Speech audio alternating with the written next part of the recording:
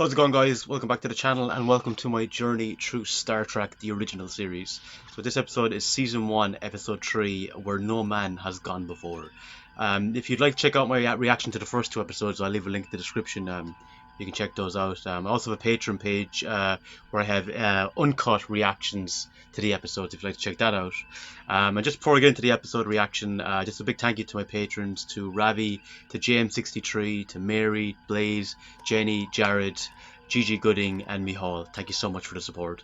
But with that said, guys, let's watch Season 1, Episode 3, Star Trek the original series, Where No Man Has Gone Before.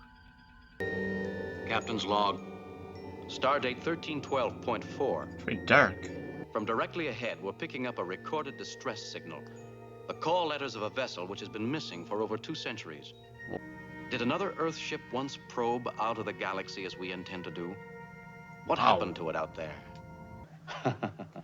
Spock's more calm than Kirk. You play a very irritating game of chess, Mr. Spock. Irritating. Object is now within tractor beam range. No visual contact, Mr. Kelso? No, sir. Materializer ready, sir. Bring it aboard. Scotty. That's it? Old-style ship recorder. They could be ejected when something threatened the ship. Oh, okay. More like destroyed the ship in this. Let's hope its tapes are intact. We'll feed it through Mr. Spock's computer. Yes, sir. Is that them doing that or itself? Transmitting, sir. Flash the bridge. We've seen Spock in the yellow. This is the captain speaking. The object we encountered is a ship's disaster recorder, apparently ejected from the SS Valiant almost 200 years ago. We hope to learn from the recorder what the Valiant was doing. I love the echo effect. Destroyed the vessel. This is Dr. Dana, who joined the ship at the Aldebaran colony. Psychiatry, Captain. My assignment is to study crew reaction in the... The Valiant had encountered a magnetic space storm and was being swept in this direction. The old impulse engines weren't strong enough. Sounds like the ship had encountered some unknown force. 7 crewmen dead. How many was on the ship, or I think can that's 6. they One crewman seemed to have recovered. ascertain that That's when I information? became interested in extrasensory perception. I must have read it wrong. It sounded like the captain giving an order to destroy his own ship. Well, to make such a decision as that, something extremely serious must have happened, or something that they encountered that, like, or maybe they were forced to do something that they didn't want to do. Was destroyed.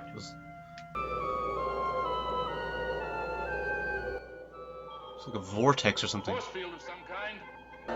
Deflectors say there's something there. Sensors say there isn't. Maybe the ship will come out of Density there. negative. Just like, just turn back the other way. I like that little moment there with grabbing the hand, because like that's something I can't remember seeing too much in Next Generation. Much serious situation like that, you probably would be scared, like even though you're on duty. Jeez. Emergency stations. All decks on fire alert. I get away from the consoles. It's not safe to be there. Helmsman, take us out of here.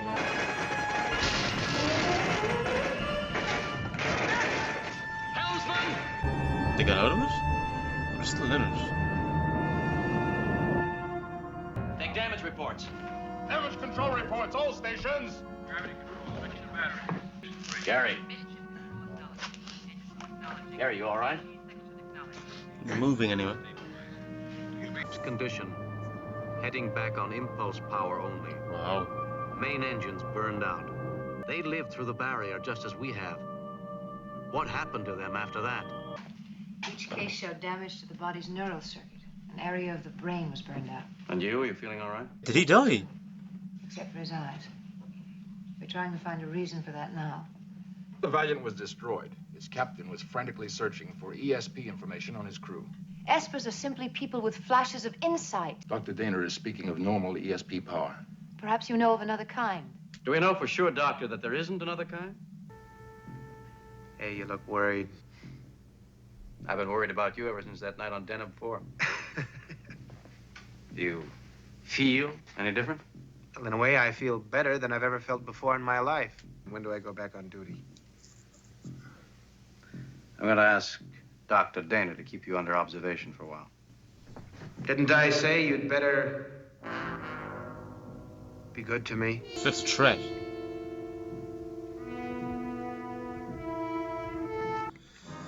Something's happened in him. Does look creepy with the eyes, I have to say. He's reading even faster now than just a few moments ago. So he's got enhanced powers. Is that Gary? He's something else. Put a 24-hour watch in the sick bay. Fullest possible range of examinations and tests. Oh. He sees you, Kirk. He sees you. Since I am assigned here, can we make the best of it? I've got nothing against you, Doctor. Now let's talk about you. How do you feel? You know, everybody seems worried that maybe if I could just change these dials. It's almost like 11 in Stranger Things.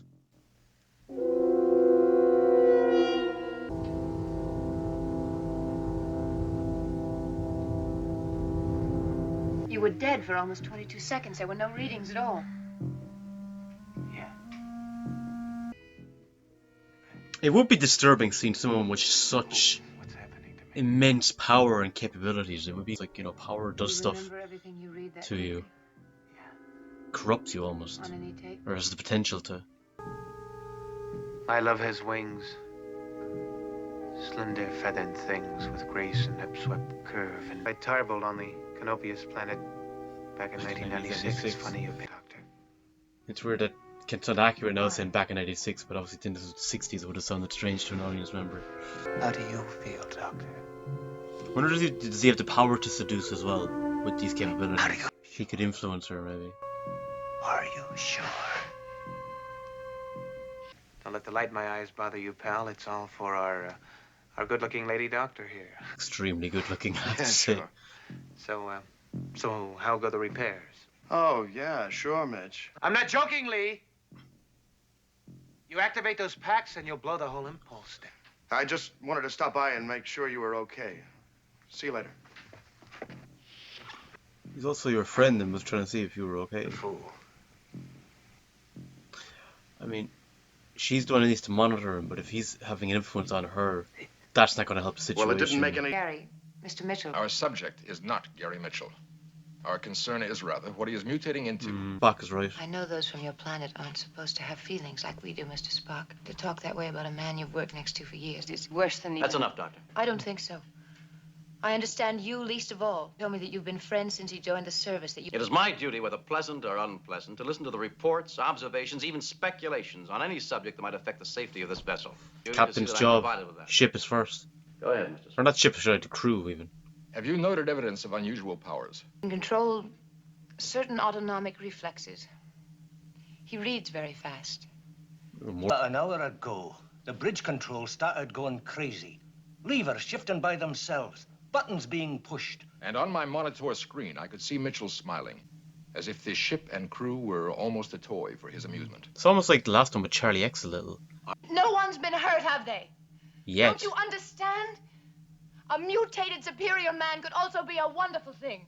A new and better kind of human being. Evolution. But it's kind of the human thing. Something that's so different is, you know, you're fearful of it. Not saying that's right or wrong. It's the fact, you know. If you want that is like having a penny, doubling it every day. In a month, you'll be a millionaire. He will have attained powers we can't understand and can't cope with. Could it even be dangerous to Soon him? But actually an annoyance. Become obsolete. I can't see it leading to a good place if he keeps evolving like he is with such powers. We'll never reach an Earth base with him aboard, Jim. You heard the mathematics of it. Delta Vega. It has a lithium cracking station. We may be able to adapt some of its power packs to our engines. If you mean strand Mitchell there, I won't do it. The station is fully automated. There's not a soul on the whole planet. Then you have one other choice. Cheers. Kill Mitchell while you still can. Ooh. I love the moral complexities of this, and also because Kirk was his friend. You try for one moment to feel, at least act like you've got a heart. Yeah. We're talking about Gary. The captain of the Valiant probably felt the same way. And he waited too long to make his decision. This is boiling up nicely. Transport down a man I've known for 15 years. And if we're successful, maroon him there. Make it move. I'm thirsty.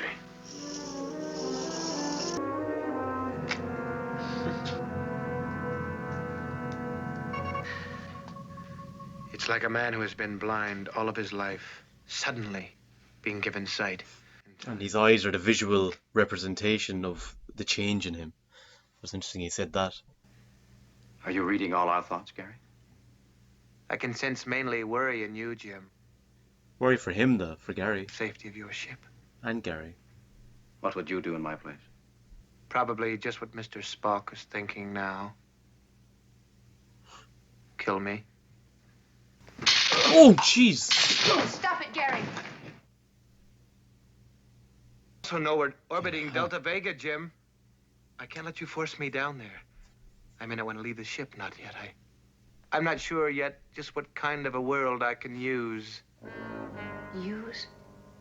But if I keep growing, getting stronger, where the things I could do, like maybe a god could do. I want him unconscious for a while. How much that will he need to maintain his unconscious nature or state? Yeah, he need a massive dosage. Oh, barren, isolated.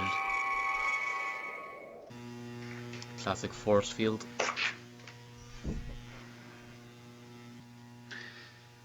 Remember those rodent things on Dimmerus? The poison darts they threw? I took one meant for you.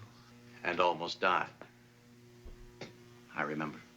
So why be afraid of me now? Take over the Enterprise. In the transporter room, you said something about us seeming like insects by comparison. Men cannot survive of a race of true espers is more. In time, you'll understand that. What the hell? Jim. His eyes went back to normal. Fighting the force field drained his strength. Oh. Was there a way to permanently get it out of his system, though? It was a real heartfelt plea there when he just said, Jim. You know? That's going to make it harder for Kirk now as well, because he saw the glimmer of who was his friend in there. I'll just keep getting stronger. You know that, don't you? Did Mr. Spock get the phaser rifle we sent down? I didn't order any. Affirmative, landing party out. Miss Week. Dr. Dana feels he isn't that dangerous. What makes you right and a trained psychiatrist wrong? Because she feels. I don't. An unbiased intuition, I guess. If Mitchell gets out, at your discretion, Lee, if sitting here you think you're the last chance, I want you to hit that button.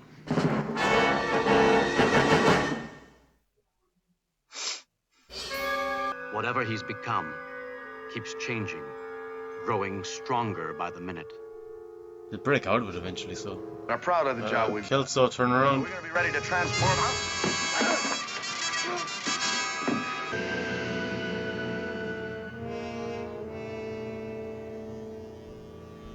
Should have killed me while you could, James. Command and compassion is a fool's mixture.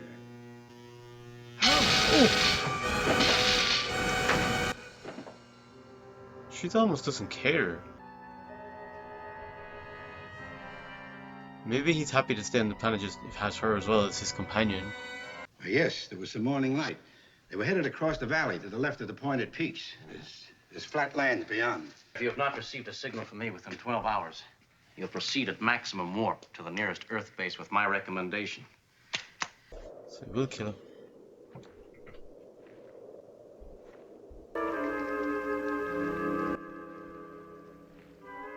She reminds me a little bit of Gina Davis. Be like God to have the power to make the world anything you want it to be. I think part of life, though, is about having challenges to overcome, though. If you can easily just have everything at your beck and call, where does the line, like, where do you find motivation, you know what I mean? Obviously you want to be comfortable and have a nice life, and I think you do need challenges as well, like. What's wrong? A visitor. An unwelcome one. Foolish man. Will that gun have the power to kill him? Or like subdue him anyway? Can you hear me, James? You cannot see me, I'm not there. And go to him, Elizabeth. Talk to him. Changing, I want you to see just how unimportant they are. Unimportant, squish you like an insect. So I wonder, was it not all just his influence? Part of it was her just gradually changing. Before it goes too far. Be where it would have taken mankind millions of years of learning to reach. And what will Mitchell learn on getting there? Will he know what to do with his power? You know the ugly, savage things we all keep buried that none of us dare expose, but he'll dare. There's no psychiatrist for 1 minute longer. Repercussions. What do you see happening to him? What's your prognosis, Doctor?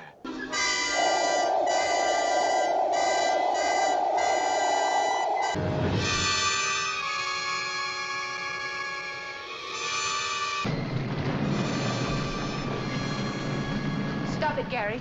Ooh.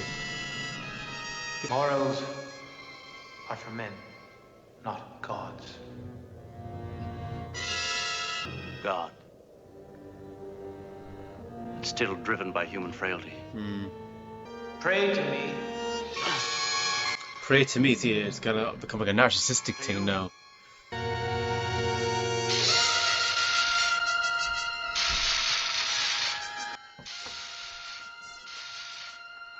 Since he happened in before her, he probably has more power. Shot him, that might work. Well, maybe she's winning. Did he actually hit himself at the minute though?